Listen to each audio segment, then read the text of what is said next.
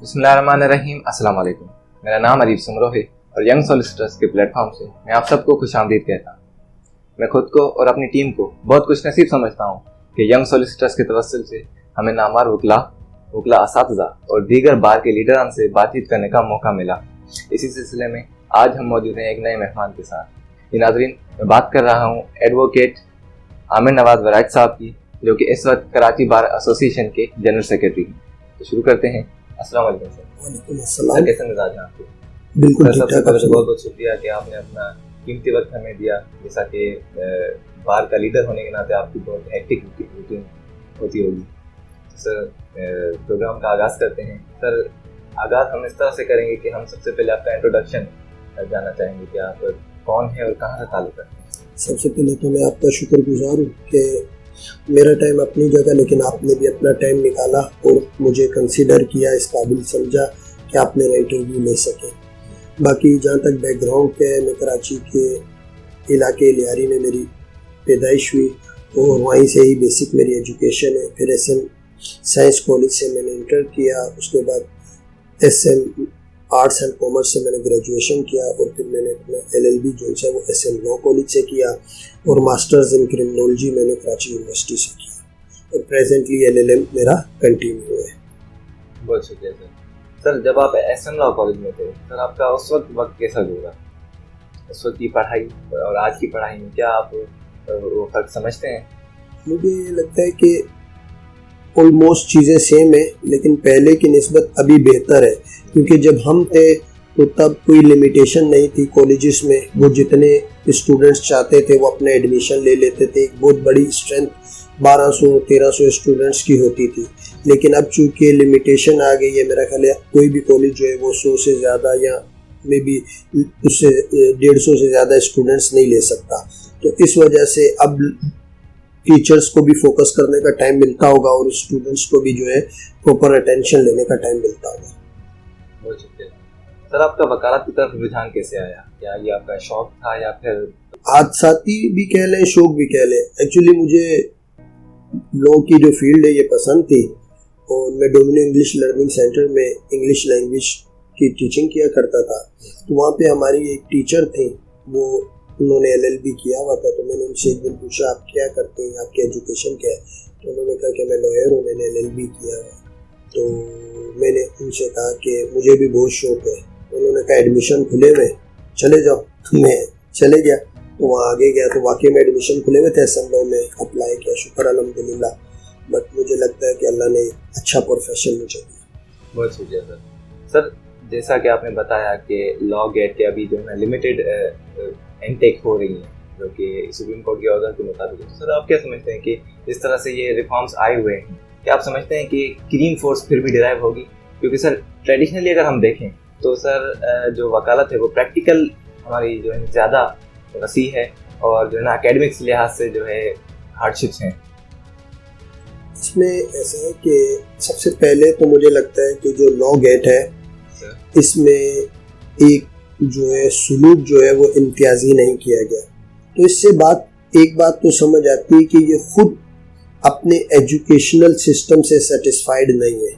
जब आप खुद अपने एजुकेशनल सिस्टम से सेटिस्फाइड नहीं है तो फिर आप क्यों अपने जो यंगस्टर्स हैं, जो आपके फ्यूचर हैं, उनको उस लेवल पे ले जाकर डिस्करेज करना चाहते हैं कि कल को वो कोई भी वकालत के पेशे में नहीं आए।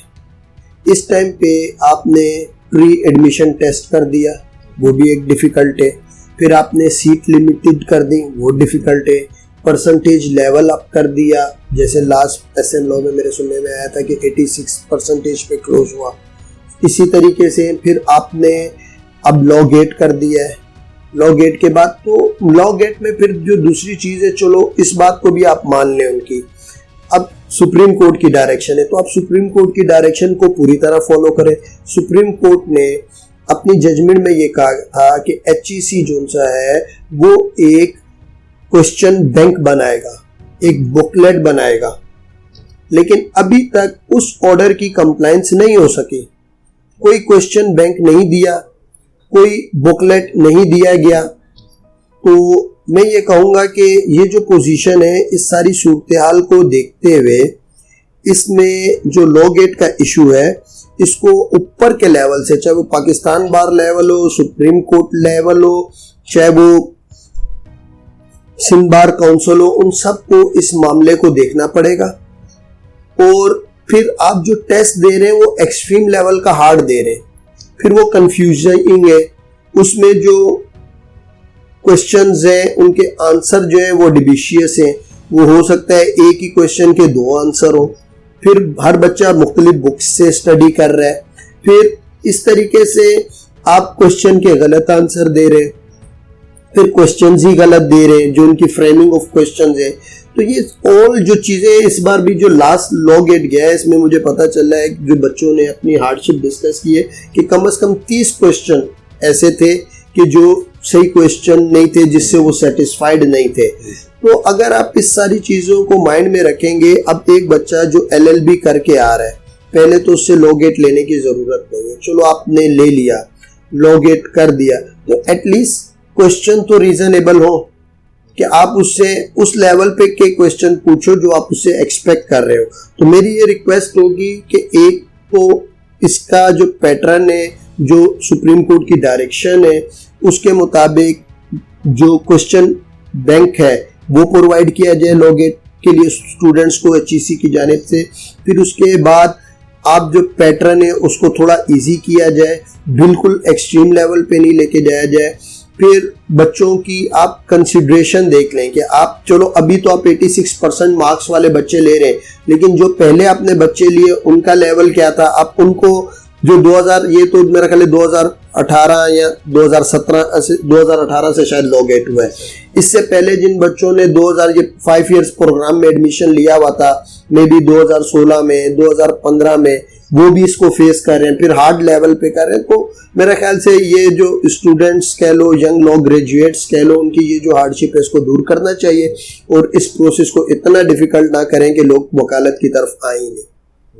सर, इस सिलसिले में बार काउंसिल क्या किरदार अदा करें? आज भी मैंने एक लेटर लिखा है जो इंशाल्लाह हम Pakistan bar council, Sindh bar council में भी, chief justice of supreme court, Sindh high court, फिर हर जो भी रेलेवेंट HEC कंसर्न पर्सन होंगे जिससे हम एक्सपेक्ट करते हैं कि शायद हमें कोई रिलीफ हमारे यंगस्टर्स के लिए, लॉ ग्रेजुएट्स के लिए मिल सकता है, हम लेंगे, उसमें करेंगे बात। सर, मेरा अगला सवाल आपसे ये होगा कि सर SM लॉ कॉलेज से LLB करने के बाद और उस वक्त से लेकर सर आज तक, जैसा कि आप अभी इस वक्त जनरल सेक्रेटरी हैं कराची बार के, आपके बहुत सारे किस्से मशहूर भी हैं एज ए लीडर, तो सर ये सफ़र आपका कैसे गुजरा? देखिए, मैं अर्ली करियर में अपनी बार पॉलिटिक्स में इंटरेस्टेड नहीं था। 2008 में मेरी इन्वॉल्वमेंट हुई और नवंबर 2016 तक मैं किसी भी बार के प्लेटफॉर्म पे पॉलिटिक्स नहीं की, इवन किसी के साथ खड़े होकर उसको सपोर्ट भी नहीं कर पाया, क्योंकि मैं अपनी वकालत में फोकस रखता था और जो भी था प्रैक्टिस कर रहा था। फिर उसके बाद एक जगह आती है जहाँ पे आपको पुश किया जाता है और वो जगह आती है फेस वैल्यू। अगर वो जगह ना हो तो मुझे लगता है कि शायद बहुत सारे यंगस्टर्स जो इस टाइम रोडों पे खड़े हुए सीनियर्स के लिए, वकला के लिए वोट मांग रहे होते हैं या कर रहे होते हैं, शायद वो उस हार्डशिप से बच जाएं और अपनी मेहनत करके एक अच्छी पोजीशन पे खड़े हो जाएं। सर, आपने इतने कम अरसे में इतनी आला इम्तियाजी पोजीशन हासिल की और जैसा कि आप एक बार के लीडर भी हैं, सर एक बार के लीडर का किरदार क्या होना चाहिए लीगल फ्रेटर्निटी के हवाले से? बार के लीडर का किरदार हमेशा पॉजिटिव हो, उसकी अप्रोच पॉजिटिव हो और उसको अपने दोस्तों के लिए जो वो अपना बेस्ट दे सकता है उसे देना चाहिए। अगर आप मेरी बार पॉलिटिक्स देखेंगे तो आपको पता चलता होगा कि मेरा स्टाइल बिल्कुल ही डिफरेंट है।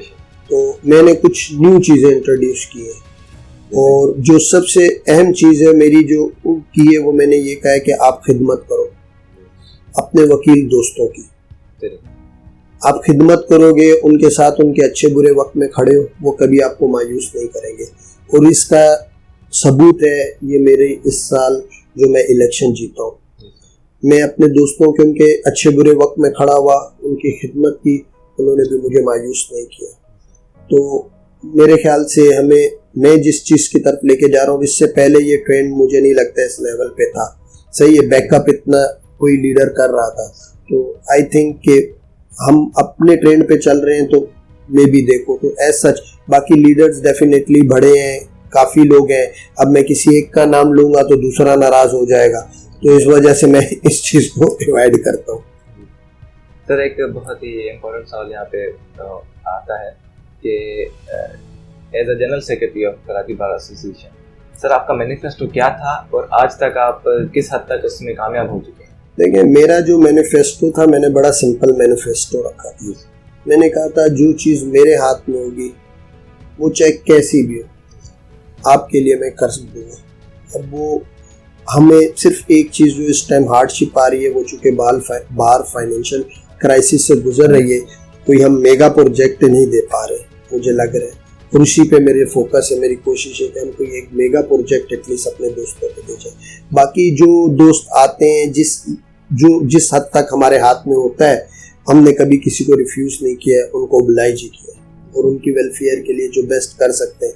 अभी रिसेंटली मुर्तज़ा बाब साहब ने विज़िट किया था, उन्होंने अनाउंस किया है कि वो एवरी ईयर जो इस बजट में लॉयर्स हेल्थ इंश्योरेंस जो चाहिए वो अप्रूव कर देंगे।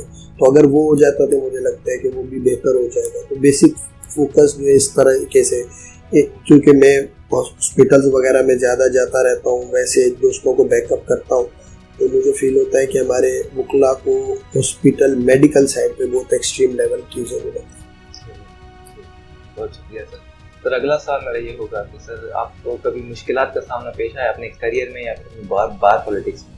जब हम करियर में आते हैं, अर्ली स्टेज जो होती है वो स्ट्रगलिंग की होती है, क्योंकि वकालत के शुरू के 2 साल 3 साल बहुत डिफ़िकल्ट होते हैं, लेकिन अगर साबित कदमी से खड़े रहे तो फाइनेंशियल जो क्राइसिस है या जो फाइनेंशियल इशू है वो रिजोल्व कर लेते हैं। फिर दूसरी चीज़ हमारी है वो relevant to bar politics, definitely ये वॉर है। इलेक्शन एक किस्म की वॉर होती है, इसमें आप बस हाथ से नहीं मारते, वैसे आप हर तरीके से सामने वाले को अपनी रिसोर्सेज से, चाहे फाइनेंशियली हो, चाहे वो फिजिकली, वो क्या है सोर्स मतलब रिलेशनशिप से हो या किसी और तरीके से, आप अपना हर बेस्ट करते हो। तो आप ये एक वार होती है, तो डेफिनेटली कोई भी आपको आसानी से जगह नहीं देता है और ना कभी कोई चाहेगा कि आप आगे जाए। You have to be determined कि मैंने ये करना है और आपको उसके लिए एफर्ट्स पुट अप करने हैं, ताकि अल्लाह के साथ बेहतर करते हैं। सर लीगल इंस्टीट्यूशंस के हवाले से एक सवाल करूँगा, क्योंकि सर जैसे कि अभी रिफॉर्म्स आए हुए हैं और रिफॉर्म्स आने से पहले सर सारी प्रैक्टिस जो थी प्रैक्टिकल एस्पेक्ट्स पर मुस्बत थी, जबकि अब जो रिफॉर्म्स आए हुए हैं उस पर ज़्यादा फोकस दिया जा रहा है एकेडमिक्स की तरफ। उस हवाले से आप देखते हैं? देखो, मेरी अंडरस्टैंडिंग इसमें डिफरेंट है कि मुझे ये लगता है कि वकला की स्ट्रेंथ को कंट्रोल करने के लिए ये सारी चीज़ें एडॉप्ट की गई हैं, लेकिन मुझे नहीं लगता है कि ऐसा सच वो उसमें उनको डिफरेंस देगा। जो भी लोग आएंगे पढ़े लिखे आते भी हैं, तो किताब में कानून जो है वो और जो हम प्रैक्टिकली करते हैं वो दोनों कम्प्लीटली डिफरेंट है। सर यंग एडवोकेट्स की बार पॉलिटिक्स के हवाले से क्या कहना है? वो इन्फ्लुएंस होने से ज़्यादा मेरिट को वोट करें। मेरिट बार पॉलिटिक्स में चीज़ों को ऑब्जर्व भी करते रहें, बेशक लेस पार्टिसिपेट करें, लेकिन अपनी ऑब्जर्वेशन रखें और मेरिट्स को देखें कि कौन लोग हैं जो बाहर से फेयर हैं या कौन लोग हैं जो आपकी वेलफेयर चाहते हैं। उन पे ये है कि मैं उनसे कहूँगा कि उस पर जब वो करेंगे पॉलिटिक्स में, तो अपने वोट के वक्त जो उनसे वो इन्फ्लुएंस में नहीं है, अपने ज़मीर का फैसला करें। तो कोई मशहूर केस आपका या फिर कोई जिसका आप जिक्र करना चाहते हैं? मशहूर केस तो काफ़ी है, उसमें एक जो उनसे फराज शाह मर्डर केस है, उसमें जो बोर्ड बेसन में आपको पता होगा कि रेंजर्स वालों ने एक लड़के को सराउंड करके गोली मार दी थी। उस टाइम चौधरी इफ्तिकार साहब चीफ जस्टिस ऑफ पाकिस्तान थे, उन्होंने सो मोटो लिया था।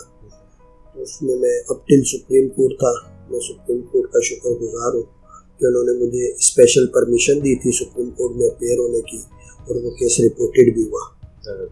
अच्छा वक्त गुजरा आपके साथ, अच्छी बातचीत हुई। आखिर में सर मैं ये आपसे पूछना चाहूँगा कि यंग एडवोकेट्स के लिए आपकी क्या एडवाइसेस होंगी फ्यूचर के लिए, उनके लीगल करियर के लिए और लीगल एजुकेशन के हवाले से? मैं उनसे बस यही कहूँगा कि अपनी मेहनत जारी रखें और अल्लाह ताला की ज़ात पे यकीन रखें। इंशाअल्लाह ताला अल्लाह ताला उन्हें कभी मायूस नहीं करेंगे। वकालत थोड़ा डिफ़िकल्ट होती है क्योंकि अर्ली स्टेज में फाइनेंशियल क्राइसिस होते हैं, लेकिन उससे डिसहार्ट नहीं होना। आप सर्वाइव कर गए तो फिर आप फॉरएवर सर्वाइव। बहुत शुक्रिया सर।